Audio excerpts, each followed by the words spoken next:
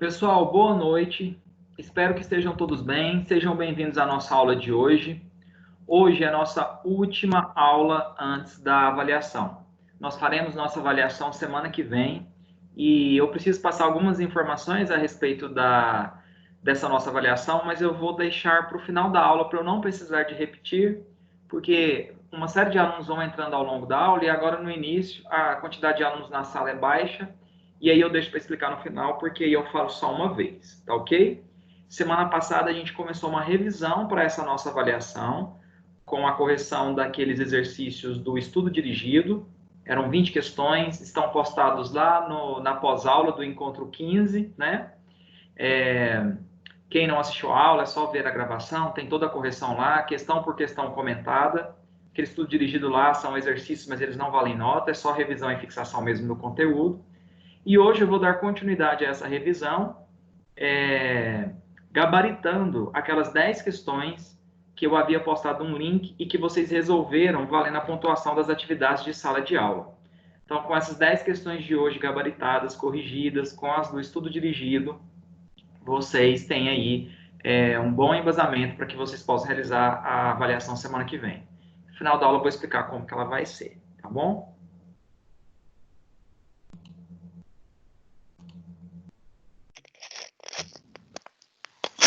Professor, boa noite. Boa noite. Deixa nós namorar, professor. Ué? Essa aula de dia dos namorados tá difícil, viu? Você não programou nada em casa, não? Programou para depois da aula, né, professor? Ah, mas encomendou o jantarzinho ou vai sair? Já tá tudo certo, não, encomendado. Aí não, o vírus tá lá fora. Então, tô tranquilo. O planejamento aqui do horário vai dar certinho com o seu horário, viu? Ah, então tá bom. Qualquer coisa, se a coisa ficar muito romântica aí, você termina de assistir a gravação, tá?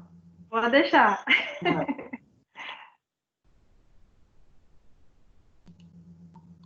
Número 1. Durante o verão, devido às férias, ficamos mais tempo ao ar livre e expostos à radiação solar, aumentando o risco de queimaduras. Nesta época, os raios ultravioleta apresentam maior intensidade e, por isso, todos os cuidados com a pele devem ser tomados para evitar os efeitos prejudiciais. A pele é o maior órgão do corpo humano, reveste, atua na defesa e colabora com outros órgãos para o bom funcionamento do organismo, agindo no controle da temperatura corporal e na elaboração de metabólitos. Possui algumas estruturas especializadas chamadas anexos da pele, pelos, unhas e glândulas sebáceas e sudoríparas. É constituída de epiderme e derme, tecidos intimamente unidos que atuam de forma harmônica e cooperativa. Sob a derme, a gordura se concentra no tecido adiposo, que funciona como isolante térmico e contribui para a manutenção de uma temperatura constante. Com relação a esse órgão, assinale a alternativa correta. Letra A. A derme atua na absorção total da luz, garantindo que o organismo adquira resistência a esse tipo de radiação. Bom, primeiro que o organismo não tem como adquirir total resistência e proteção contra a radiação ultravioleta, que é um dos espectros da radiação solar. A gente tem uma proteção natural, que é a melanina, tanto é que pessoas de pele mais escura têm uma maior proteção natural à radiação ultravioleta, podem usar filtros solares com fator de proteção solar menor, mas total resistência não. E os melanócitos responsáveis pela produção de melanina não estão na derme, estão na camada basal, junto com os queratinócitos e corneócitos da epiderme. Então a letra A está toda equivocada. As glândulas sebáceas produzem lipídios do chamado sebo, que aumenta o ressecamento da pele e dos pelos. A secreção sebácea, lipídica, graxa, eliminada pelas glândulas sebáceas, tem ação filmógena. Ela forma um filme lubrificante sobre a pele que impede a evaporação da camada hidratante natural. Então, ela não aumenta o ressecamento, ela diminui, ela aumenta a hidratação. A presença de uma camada de gordura sobre a derme é importante na produção de sangue e na pigmentação da pele. O tecido adiposo, o tecido subcutâneo, a hipoderme, que é a última camada da pele, está abaixo da derme, até que aqui está certo, a camada de gordura sob a derme, né? A sua função é termorregulação, uma reserva energética, porque a gordura, na ausência do carboidrato, é usada para a produção de ATP, né? Amortece impactos mecânicos. Agora, produção de sangue, isso aí derme não tem essa função. Isso aí é medula óssea, né, nos ossos. E a pigmentação da pele eu já falei, que é função dos melanócitos na epiderme, não na camada de gordura. A epiderme constitui a camada mais externa de defesa do corpo, protegendo o organismo contra a penetração de agentes externos. Então, essa aqui é a correta. As glândulas sudoríparas são responsáveis por eliminar o suor, solução salina diluída que, ao evaporar, aumenta a temperatura do corpo. A água da secreção sudoral capta o calor da superfície da pele, resfriando e não aumentando a temperatura do corpo. Então, a correta é a letra D. Alguma dúvida? O esquema representa uma porção da pele humana, mostrando seus componentes em um corte transversal. Uma porção, tá? Por quê? Porque aqui não está representada a camada mais profunda, que é justamente essa camada de gordura, o tecido subcutâneo, a hipoderme, que está abaixo da derme, tá? A pele é formada basicamente por 3 grandes camadas, formadas por diferentes tecidos. A epiderme mais externa por tecido epitelial, a intermediária, a derme, por tecido conjuntivo, e a tecido subcutâneo ou hipoderme por tecido adiposo, tá? A epiderme é subdividida em 5 ou 4 subcamadas, dependendo da região da pele. A camada mais externa, sempre presente, é o extrato córneo. São células mortas, achatadas, daí epitélio pavimentoso, que elas são achatadas em formato de ladrilho, estratificado queratinizado, repleto de queratina. Justamente por isso, as células são mortas, porque elas perdem todos os seus conteúdos celulares, todas as suas organelas, porque elas ficam repletas de grânulos de queratina no seu interior. São células muito próximas, aderidas, justapostas umas às outras, que exercem uma eficiente função de barreira física que impede a penetração de micro-organismos patogênicos, substâncias e impermeabiliza a pele, protegendo contra arranhões e pequenos ferimentos, tá? No extremo contrário aqui da epiderme, a camada mais interna da epiderme, são células vivas com alta capacidade de multiplicação celular, chamada de camada basal germinativa. Aqui nós temos os queratinócitos ou corneócitos e os melanócitos, tá? Numa proporção de 36 queratinócitos ou corneócitos para 1 melanócito. Esses queratinócitos ou corneócitos vão se multiplicando, se dividindo e migrando em direção ao extrato córneo. Quando eles chegam no extrato córneo, essas células estão repletas de queratina e elas morrem, mas repõem a descamação ou a perda das células desse extrato córneo, que a gente perde em média de 6 a 14 gramas por dia, tá? O fluxo migratório, então, é camada basal germinativa, camada malpighiana ou espinhosa, camada granulosa, o extrato lúcido, que só está na palma das mãos e planta dos pés, porque senão depois da camada granulosa já vem direto o extrato córneo, tá? Tecido conjuntivo, a gente tem como células fibroblastos, uma substância fundamental amorfa, onde ficam mergulhados vasos sanguíneos, glândulas sudoríparas, glândulas sebáceas, folículos pilosos, como anexos cutâneos, né? Aqui também nós temos fibras colágenas e elásticas que dão tônus, elasticidade e sustentação para a pele. E abaixo da derme, que não está representada aqui na figura, a gente tem o tecido subcutâneo ou hipoderme, com células adiposas armazenando gordura, lipídios em seus vacúolos, tá?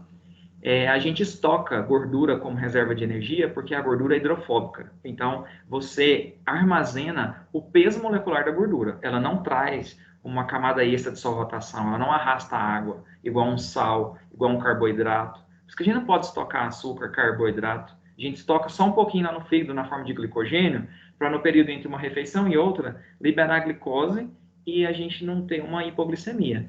Mas carboidrato tem muitos grupos hidroxilas na molécula, arrasta a molécula de água, e se a gente armazenasse no tecido, né, na hipoderme, no tecido subcutâneo, carboidrato, a gente seria verdadeiras bolas rolando na superfície do nosso planeta. A pele, juntamente com as glândulas sebáceas e sudoríparas, unhas, pelos e cabelos, é um órgão integrante do sistema tegumentar do corpo. Em relação à estrutura da pele, é correto afirmar. Letra A. A camada superficial da epiderme é formada por tecido epitelial morto e multiestratificado. A camada intermediária possui células vivas formadoras do tecido conjuntivo e a camada mais interna é formada por células adiposas com função de reserva energética. Então, o que eu estava explicando na figura, né? A letra E é a nossa alternativa correta. As células da epiderme são originadas na camada basal, certo? E se movem para cima, ok? Tornando-se mais cilíndricas à medida que ascendem. Elas são cilíndricas na camada basal germinativa. De acordo com que elas migram para o estrato córneo, elas vão se achatando, tá? A pele atua na relação do corpo com o meio externo pela presença de receptores sensoriais do tipo células de Langerhans, que são os precursores para a ação posterior do sistema nervoso central. Quem exerce essa função sensorial não são células de Langerhans, são células de Merkel. As células de Langerhans, elas têm função imunitária. Elas apresentam antígenos, tá? Para linfócitos, macrófagos, elas fazem uma varredura na pele. D. Os vasos sanguíneos presentes na derme, tem vaso sanguíneo na derme mesmo, ela é vascularizada. A epiderme que é avascular. São responsáveis pela nutrição e pelo fornecimento de melanina e queratina para as células epiteliais da epiderme. Não. Quem fornece melanina e queratina para a epiderme são os melanócitos e os queratinócitos ou corneócitos. E eles não estão na derme. Eles estão na camada basal ou germinativa, aqui, ó, da epiderme. A capacidade proliferativa das células da pele é limitada devido à presença de células mortas queratinizadas próximas à lâmina basal entre a epiderme e derme. Não. A capacidade proliferativa de células da epiderme é extremamente elevada. Essa alta capacidade de divisão celular é que faz com que você reponha o extrato córneo que você perde diariamente e que toda a superfície da sua pele em 20, 30 dias seja capaz de renovar, tá? Então, a correta é a letra A mesmo. Dúvidas? Não.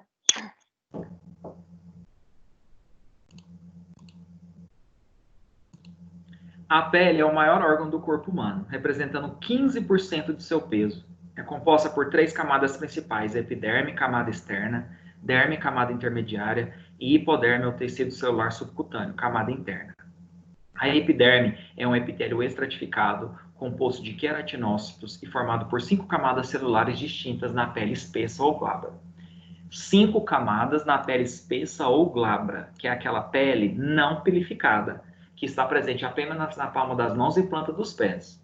A pele delgada ou pilificada, que é aquela do restante do corpo, a gente não tem 5 camadas, a gente tem 4. Então, na palma das mãos e planta dos pés, por isso que chama de pele espessa, a gente tem uma camada a mais na epiderme, tá? Essas camadas são, olha aqui, a lâmina basal fica entre a derme e a epiderme. A camada mais interna da epiderme é o estrato ou camada basal ou germinativa. Aí vem a camada ou estrato malpighiano ou espinhoso, a camada granulosa, o estrato lúcido ou camada lúcida e o estrato córneo ou camada córnea, tá? Então, alternativa no caso da pele no caso da pele delgada ou pelificada, que são apenas 4 camadas ao invés de 5, não tem o estrato lúcido, a camada lúcida, tá? Tem a córnea, a granulosa, a espinhosa e a germinativa. Essa pele glabra ou espessa, que é a palma das mãos e planta dos pés, não tem folículo piloso, glândula sebácea, músculo eretor do pelo, só tem glândula sudorípara, tá? Como anexo, né, cutâneo. Em relação à migração de ativos na pele, todas as alternativas estão corretas, exceto A. O estrato córneo é o principal limitante para a entrega de medicamentos aplicados sobre a pele. A camada córnea, que é a camada mais externa da pele, ou estrato córneo, é formada por células queratinizadas, mortas. Por serem repletas de queratina no seu interior, elas perdem todo o seu conteúdo celular, todas as suas organelas, o seu núcleo. Elas são altamente próximas, aderidas, justapostas, unidas umas às outras, exercendo uma função de barreira física de extrema eficiência, impermeabilizando a pele, protegendo contra arranhões e pequenos ferimentos, contra a penetração de substâncias, contra a penetração de patógenos, inclusive vírus não conseguem atravessar a pele íntegra, sem ela ter sofrido nenhum tipo de escoriação, sem ela estar ferida. E olha que vírus só microscópio eletrônico consegue visualizar, nem microscópio óptico a resolução não permite ver. Então, é uma barreira muito eficiente. Então, essa camada córnea é sim o principal barreira limitante para a penetração de ativos, tá? Que é o que está falando aqui na letra A. Então, o extrato córneo é o principal limitante para a entrega de medicamentos aplicados sobre a pele? Sim, porque ela é uma barreira extremamente eficiente. As moléculas precisam apresentar coeficiente de partição óleo-água adequado com solubilidade aquosa e também lipídica para que apresentem efetiva capacidade de difusão na pele. Corretíssimo, né? A pele, ela é uma emulsão do tipo água em óleo, principalmente por causa do manto hidrolipídico aqui na superfície. A gente tem a secreção sudoral, que é uma solução salina formada por água e minerais, que constituem a fase aquosa, e uma série de componentes graxos, lipídicos, hidrofóbicos, lipossolúveis. Os fosfolipídios, né, que tem uma parte graxa que forma as membranas celulares, o colesterol, que está presente nessas membranas também, ácidos graxos livres, triglicerídeos, ceramidas. Então, a substância tem que ter uma certa solubilidade em água e em óleo para ela ter uma boa penetração na pele, tá? Então, a letra B também está correta. C. A penetração dos medicamentos através do extrato córneo intacto ocorre por difusão e, em menor grau, através dos anexos cutâneos. Sim, a principal via utilizada para a penetração de ativos da pele é o extrato córneo. Se for por dentro das células, é a via intracelular. Se for por entre as células, é a via intercelular, tá? E os anexos cutâneos, que é a via transglandular, que é pelas glândulas sudoríparas, e transfolicular, que é pelos folículos pilosos e glândula sebácea, a penetração de ativos é menos efetiva nessas regiões, tá? Então, a letra C também está correta. B. A penetração dos medicamentos através do extrato córneo pode ser realizada por via transglandular ou transfolicular? Não, tá? Isso aí, por quê, pessoal? Relembrando a nossa aula.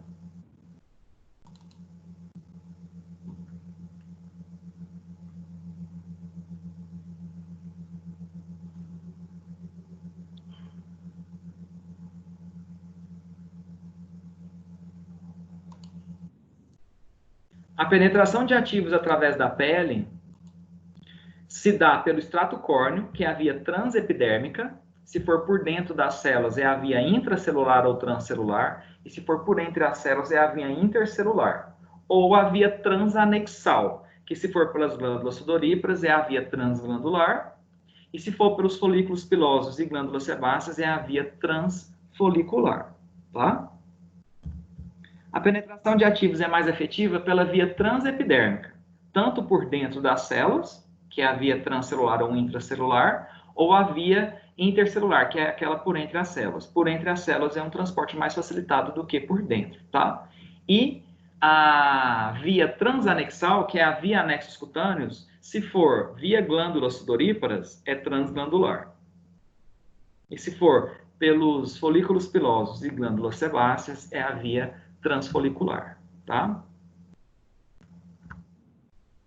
Então, aqui, ó, a penetração de medicamentos através do extrato córneo pode ser realizada por via transglandular ou transfolicular? Não. Essa via é a via transanexal, ou via anexos cutâneos. Através do extrato córneo é intracelular ou intercelular. A intra a gente pode chamar de transcelular, tá? Mas aqui, de toda forma, está errado. Então, pede para marcar incorreta isso. Então, essa é a errada. Somente 1 a 5% da concentração de ativos aplicados sobre a pele é absorvida e se torna biodisponível. Vejam bem, pessoal, nós temos 3 tipos de migração de ativos através da pele. Se eu atravessar e ficar retido a epiderme sem chegar até a derme, é uma penetração. Se eu atravessar a epiderme viva, extrato córneo, chegar até a derme sem atingir vasos sanguíneos, é permeação. A absorção é a capacidade do ativo de atravessar extrato córneo, epiderme viva, derme e na derme atingir a circulação sanguínea e exercer efeitos sistêmicos, tá?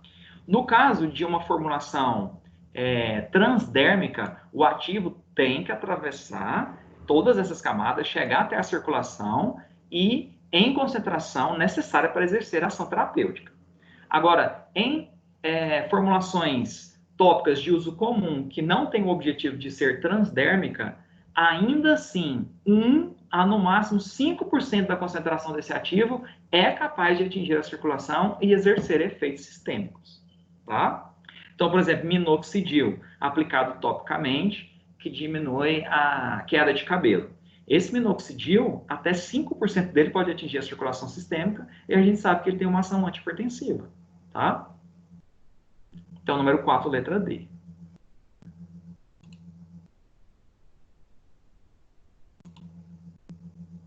Dúvidas?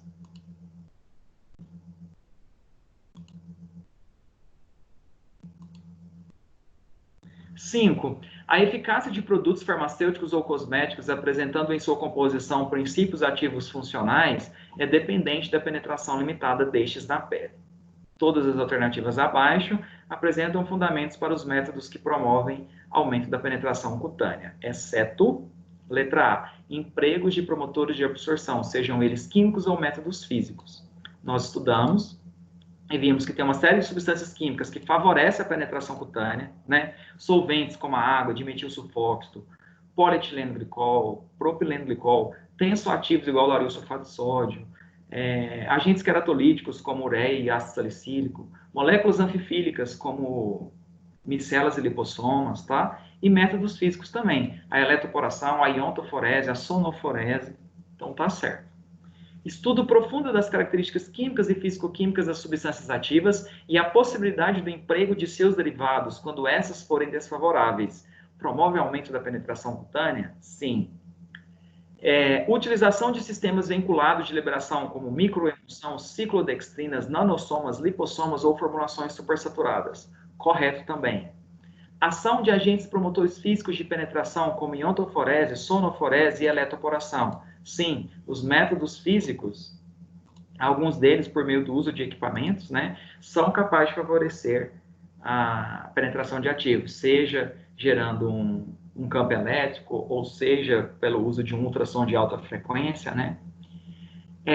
O aumento da penetração cutânea pode ser favorecido pelo emprego de promotores químicos de absorção, sim, como agentes não queratolíticos. Bom, promotores químicos de absorção do tipo agentes queratolíticos, sim, serão capazes de promover ou facilitar a difusão de ativos. Agora, não queratolíticos, não queratolíticos vão dificultar. Porque um agente queratolítico, ele promove a lise, o rompimento dos queratinócitos. Na verdade, atua naquelas especializações de membrana do tipo zona de oclusão, desmossomo, que mantém as células da epiderme justapostas, aderidas, unidas umas às outras. E aí, se eu desestabilizo essas junções de membrana, eu diminuo a justaposição e a aderência dessas células e facilita a penetração do ativo. Mas isso tem que ser um agente queratolítico, igual o ácido salicílico, a ureia acima de 20%, porque abaixo de 20% ela é apenas hidratante, tá? Esses queratolíticos também são usados no tratamento da acne, porque a acne é uma desregulação da unidade pilosebácea associada a uma hiperqueratinização folicular. Então, se eu desfaço essas especializações de membrana que mantêm os queratinócitos unidos, eu favoreço a diminuição da espessura do extrato córneo, que pode estar obstruindo o duto da glândula sebácea e predispondo à formação de comedões, né? Então, essa letra E está errada só pela palavrinha não. Se tivesse assim, ó, emprego de promotores químicos de absorção como agentes queratolíticos, estaria certinho.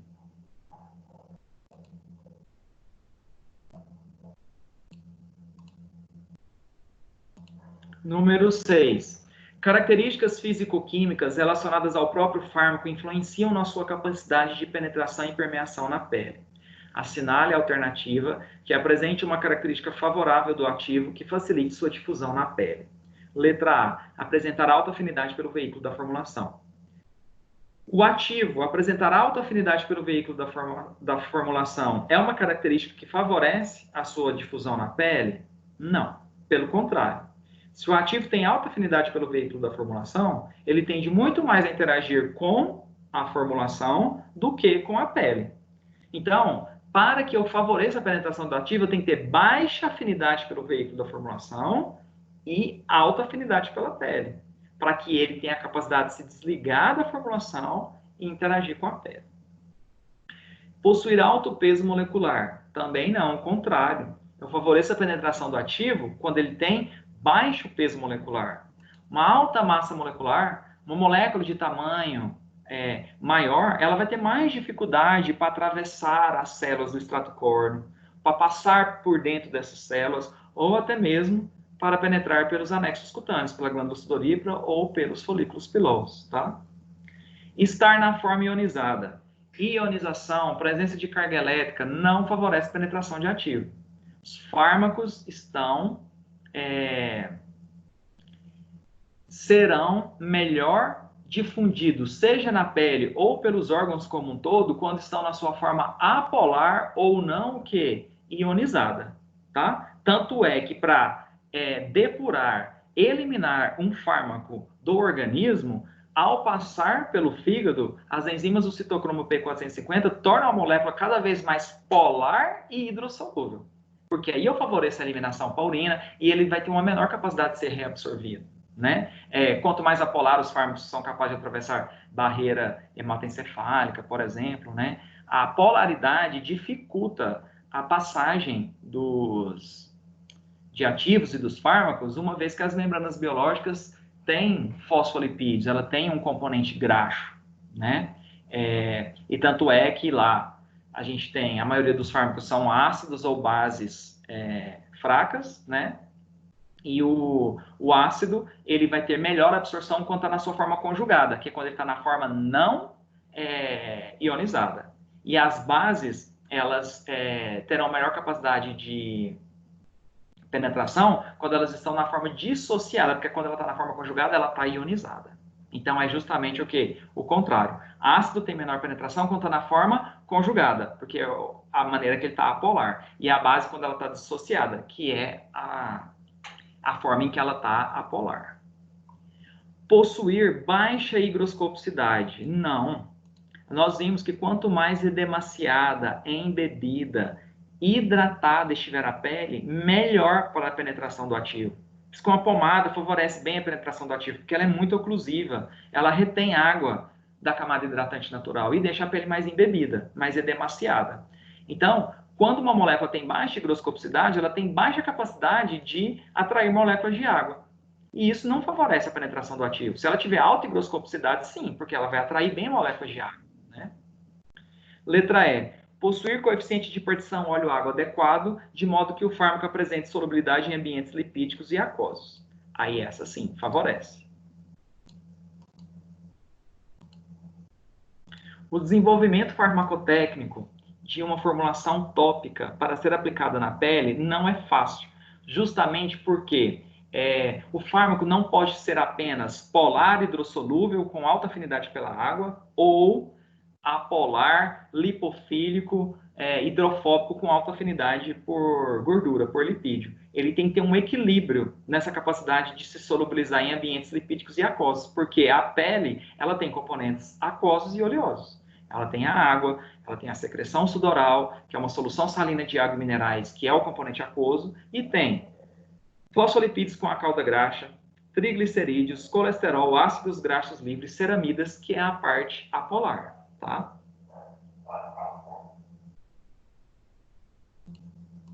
Dúvidas, pessoal?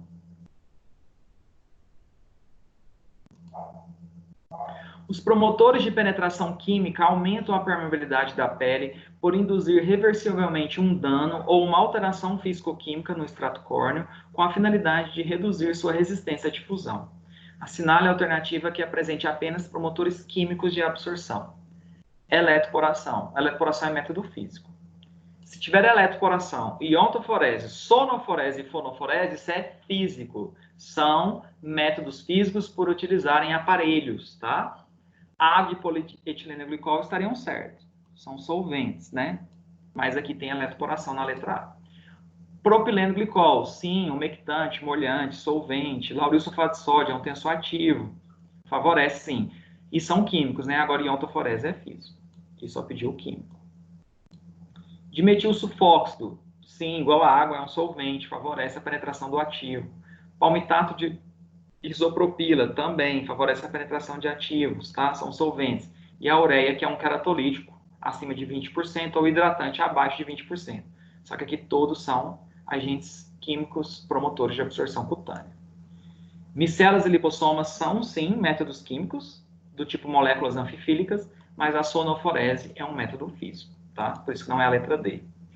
As micelas e os lipossomas, né, são agentes que vinculam ativos porque eles possuem estruturas muito semelhantes às membranas biológicas, né? A micela é como se fosse uma camada fosfolipídica dobrada sobre si mesmo e os lipossomas uma bicamada fosfolipídica. Então, elas vinculam fármacos que serão capazes de permear a pele por terem estruturas semelhantes às membranas biológicas, a membrana fosfolipídica.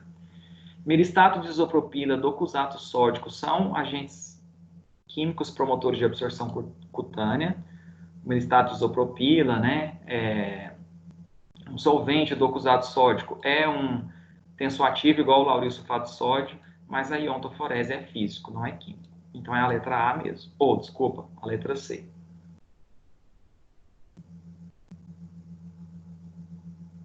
Número 8.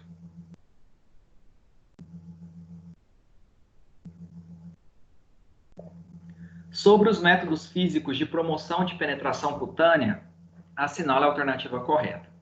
A iontoforese envolve o emprego de pulsos curtos de alta voltagem, os quais ultrapassam a barreira da membrana celular, promovendo um rearranjo estrutural que forma canais aquosos, poros, devido à aplicação do campo elétrico nesta membrana e tornando-a altamente permeável a moléculas exógenas. Bom, pessoal, a descrição desse método físico de penetração cutânea está certinho, mas não para a iontoforese. Essas características aqui descritas, o uso de pulsos curtos de alta voltagem, que forma canais aquosos temporários e favorece a penetração do ativo, isso é característica da eletroporação e não da iontoforese, tá? Na fonoforese, utiliza-se a liberação de compostos químicos carregados através da pele utilizando um campo elétrico. Quem faz isso é a iontoforese e não a fonoforese. A fonoforese ou sonoforese usa ultrassom de alta frequência. E aí, por meio de métodos químicos, físicos, térmicos, eu consigo favorecer a penetração do ativo. C. Na iontoforese, fármacos de polaridade negativa são colocados no eletrodo positivo e fármacos de polaridade positiva são inseridos no eletrodo negativo. Vejam bem, a iontoforese ela favorece a penetração de ativos através de fármacos que estejam vinculados em um gel. Esse gel é aplicado sobre a pele e você tem um equipamento da iontoforese com 2 eletrodos. Um cátodo, que é o eletrodo aniônico negativo, e um ânodo, que é o eletrodo catiônico, ou seja, positivo, tá? Pela química, nós sabemos que cargas elétricas de sinais iguais, elas se atraem, e de sinais contrários, elas se repelem. Então, se eu colocar um fármaco de polaridade negativa, ou seja, o ânion, em um eletrodo positivo, ou seja, o ânodo, o ativo tende a ser atraído pelo eletrodo do equipamento do que se difundir pela pele. Por quê? Porque eu estou com cargas elétricas de sinais contrários. Da mesma forma, se eu colocar um cátion, né, que é positivo, no eletrodo negativo, que é o cátodo, eu vou promover uma atração entre eles e não uma repulsão. Então, o certo é você colocar os fármacos de polaridade negativa no eletrodo negativo, ou seja, o cátodo, né? E os fármacos de polaridade positiva no eletrodo positivo, ou seja, o ânodo. Por quê? Porque é negativo com negativo, ao invés do ativo interagir com o eletrodo, ele vai ter qual caminho a seguir? A pele. E da mesma forma, positivo com positivo, ele não vai interagir com o eletrodo, ele vai interagir com a pele. Então, isso aí está errado. A eletroporação baseia-se na habilidade do ultrassom em incrementar a penetração de agentes farmacologicamente ativos através da pele por meio de efeitos térmicos, mecânicos e químicos. Quem faz isso não é a eletroporação, é a fonoforese ou sonoforese de ultrassom. Na sonoforese, a difusão dos ativos presentes no gel condutor ocorre especialmente pelos folículos pilosos, além das glândulas sebáceas e sudoríparas. O ultrassom favorece a penetração de ativos não pela via transepidérmica, tá? É pela via transanexal mesmo, via anexos cutâneos, glândulas sudoríparas, folículos pilosos e glândulas sebáceas. Então a correta é a letra E, na número 8.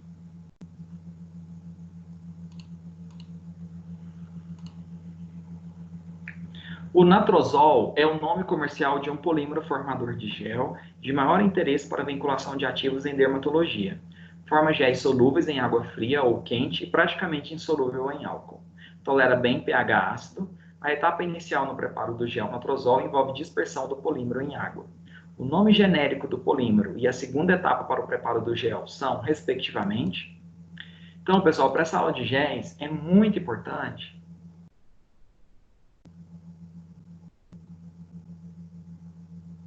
que não esqueçamos que um gel, ele só é um gel graças ao agente gelificante.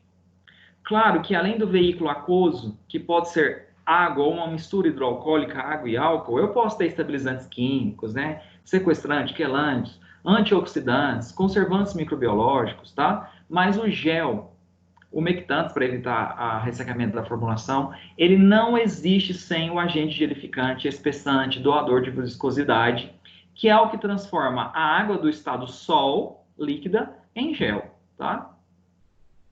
E esses agentes gelificantes podem ser de diferentes grupos. Então, a gente tem agentes gelificantes derivados de celulose, como a carboximetilcelulose, por exemplo. Olha lá, carboximetilcelulose, tá? E aí, para cada uma das características desses géis, é importante vocês saberem suas características. Por exemplo, CMC não se utiliza muito como agente gelificante para obtenção de géis de uso tópico, tá? É mais usado como agente suspensor para produção de suspensões de uso oral, tá? É muito importante vocês saberem para cada um dos tipos de agente gelificante se ele gera um gel iônico ou não iônico, tá? E aqueles não iônicos são mais estáveis em uma faixa de pH maior, são mais estáveis na presença de eletrólitos, de ácidos fortes, tá?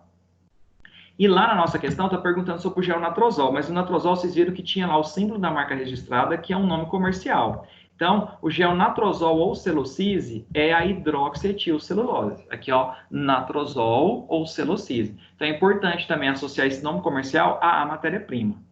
A hidroxietilcelulose é um gel não iônico, então é um gel bastante estável, tá? Agora, a carboximetilcelulose já é iônica, tá? Aniônica. É um iônico do tipo aniônico, né? E tem um outro gel também, de hidroxipropilmetilcelulose, que é o gel Metocel. Esse aqui, ó. Hidroxipropilmetilcelulose, que é o Metocel. E além deles, a gente tem ainda os carbopóis, né? Os carbômeros. Olha lá, os carbômeros. Que geram géis bastante cristalinos, translúcidos, brilhantes. Olha lá. Então, aqui na questão perguntou o nome genérico do polímero. Então, natrozol a gente acabou de ver, que é a hidroxietilcelulose. Todos esses pós-gelificantes, eles não têm uma solubilidade facilitada em água. Todos eles dependem de técnicas em específico para evitar a formação de um gel repleto de grumos, que não é atrativo do ponto de vista estético, não representa uma falha na utilização das boas práticas de manipulação, tá? E para cada tipo de agente gelificante, a gente tem uma técnica diferente para favorecer a dispersão do agente gelificante e evitar a formação desses grumos. Então, por exemplo, o carbopol, ele depende de agitação constante e o ideal é você deixar ele em repouso de um dia para o outro para ele entumecer. Então, isso é muito importante, você saber essa característica. Carboximetilcelulose e hidroxietilcelulose necessitam de água aquecida. A hidroxipropilmetilcelulose, ela dispersa melhor com a técnica de choque térmico. Você usa água a 80, 90 graus e depois o restante do QSP da água para a formulação, você coloca ela gelada. Então, é a técnica de choque térmico. Então, aqui, como é a hidroxietilcelulose, ou gel natrozol, eu preciso de água aquecida, como a gente viu lá nos slides. Então, é a letra A.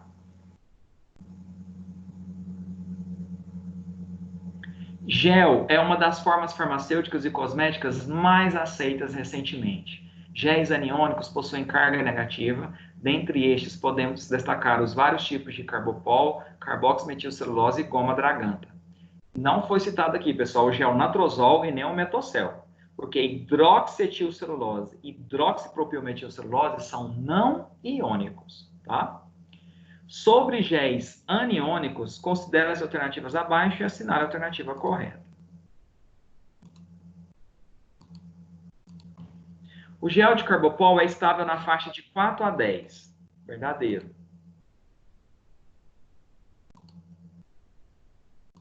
Olha aqui o carbopol 940. Estável em pH 4 a 10. Tá? Nossa, número 1 é verdadeiro.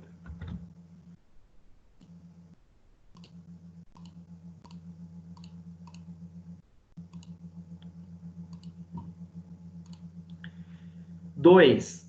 Géis aniônicos são compatíveis com íon zinco e bismuto. Géis aniônicos são incompatíveis com ácido benzoico e benzoatos. Bom, pessoal, a gente tem uma regrinha geral para isso aqui, tá? Géis aniônicos, por serem dotados de carga negativa, eles são mais instáveis. Então, geralmente, eles são incompatíveis com eletrólitos, com íons e com ácidos. Que é o caso do gel carbopol, da carboximetilcelulose, tá? Agora, géis não iônicos, igual a hidroxietilcelulose, hidroxipropilmetilcelulose, por não gerarem géis com carga elétrica, eles são estáveis em uma faixa de pH mais ampla e, além disso, serão compatíveis com eletrólitos e com ácidos, tá? Só que, então, aqui, géis aniônicos são compatíveis com íon zinco e bismuto? Falso. Eles são incompatíveis.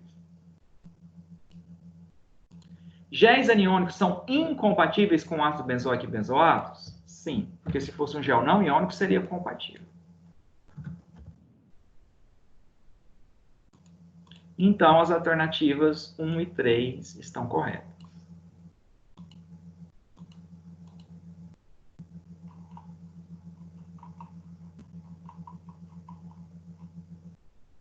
Bom, pessoal, o que nós fizemos? Aula passada eu corrigi as 20 questões daquele estudo dirigido, postado na pós-aula do Encontro 15, como uma forma de revisão e fixação do conteúdo para a prova. Aqueles exercícios estão postados, a correção da gravação da aula, e eles não valem nota. E como continuidade, como uma revisão para a nossa prova da semana que vem, eu corrigi, gabaritei aquelas 10 questões que eu havia postado um link e que vocês resolveram valendo a pontuação das atividades de sala de aula. Então, as 20 questões do estudo dirigido, com essas 10 questões de hoje, vocês têm aí 30 questões em que a prova da semana que vem será baseada. O conteúdo sobre a anatomia e fisiologia da pele, penetração de ativos através da pele e sobre géis, tá? Como que vai ser essa prova?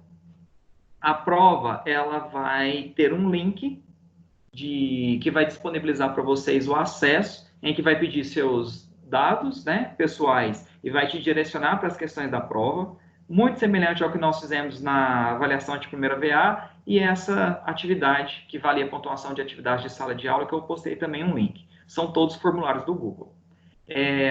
Esse link ele vai ser aberto no dia da aula, ou seja, no dia 19, sexta-feira que vem, às 8 horas da manhã. E fica disponível até às 8 horas do dia seguinte, ou seja, até às 8 horas do dia 20. Vocês têm, então, 24 horas para a resolução da prova. É o período em que o link fica aberto. Semana que vem, no horário da aula, às 19 horas, eu vou estar aqui ao vivo, né, em reunião do Teams, e tirando dúvidas de acesso ou caso algum aluno tenha algum imprevisto em relação à realização da avaliação, tá? tá? A prova vale 4.000 pontos, distribuídos da seguinte forma: são 16 questões objetivas, valendo 150 pontos, e 4 questões discursivas, valendo 400 pontos. As questões de múltipla escolha é só fazer a marcação da alternativa que você considera correta, como vocês têm feito aí nessas outras atividades que nós fizemos. Agora, as questões discursivas são questões que vocês irão digitá-la, tá? Normalmente também, depois de ter preenchido, depois de ter marcado as 16 questões e respondido as 4, você consegue fazer o envio do formulário, tá? Se você não conseguir responder a questão discursiva de maneira alguma, porque eu acho difícil, porque, né, de certa forma, a prova é de consulta, né? Vocês vão estar fazendo em casa, ele não aceita se você não escrever pelo menos uma palavra lá, para o fechamento dessas questões discursivas, tá bom? Assim como as que você, de marcar X também, se você não marcar nenhuma alternativa, ele não faz o envio do seu formulário, ok? Eu vou deixar aberto agora para quem tiver qualquer dúvida em relação ao conteúdo, sobre a realização da prova, e a nossa aula hoje seria mais concisa mesmo, vou tirar o pé da janta aí dos enamorados, né? Para aqueles que estão solteiros para curtir a sua solitude hoje, cuidar de si mesmo, aqueles que já superaram, né, os relacionamentos anteriores, aqueles que não, hoje é dia de curtir também uma fossa, com uma live, bebendo, ou seja o que for. E é isso então, pessoal. Eu vou fazer a postagem da gravação da aula de hoje no encontro 16 e vocês têm aí todo o material referente ao estudo da avaliação, com os slides, gravação de aula, videoaulas do YouTube, tem textos na forma de artigos, ou até mesmo uns documentos do Word, né, como leitura teórica do conteúdo.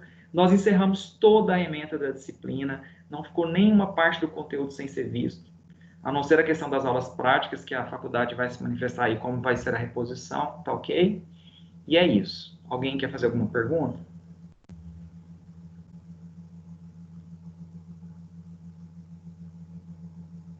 Não? Professor, Oi. boa noite. E a reposição dessas aulas práticas, será que provavelmente seria em julho? Porque foi remarcado para nós retornar no dia 29 de junho. Foi remarcado, não. Tem uma previsão de retorno, né, Bruno? Como já teve desde abril, na verdade, né? Desde da questão do isolamento e da suspensão das aulas presenciais, que os decretos jogam 15 dias para frente. Aí chega a próxima data de retorno, eles jogam mais 15 dias. Eu, professor Marcelo, e nesse panorama incerto eu não sou ninguém.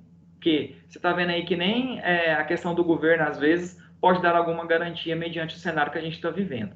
Eu acredito que não volta em julho. Eu acredito que isso vai ser agosto mesmo. Mas pode ser que volte em julho? Pode. Aí, em 29 de junho, eles vão se manifestar de novo. Se vai ser permitido abrir a faculdade em julho para repostas práticas, ou se joga mais 15 dias até 15 de julho. Aí, se 15 de julho, eles jogam mais 15 dias para frente até agosto, entendeu? Então, assim, a coordenação sempre vai manter o contato, né? Nós aqui por essa ferramenta também, mesmo remota, mas online. E aí vocês vão ficar sabendo, de uma forma ou de outra, se for voltar mesmo às aulas. Não, tá certo então, professor. Obrigado. Tá ok? Mais alguma dúvida, pessoal? Ninguém tem nenhuma dúvida sobre o conteúdo, uma curiosidade? Esse conteúdo está tranquilo, não tá? Para realização da prova, não está extenso, né? Tem esses exercícios aí. Eu acredito que esteja tudo certo mesmo. Não deixem de acessar o link. Ele vai ser aberto às 8 horas no dia 19.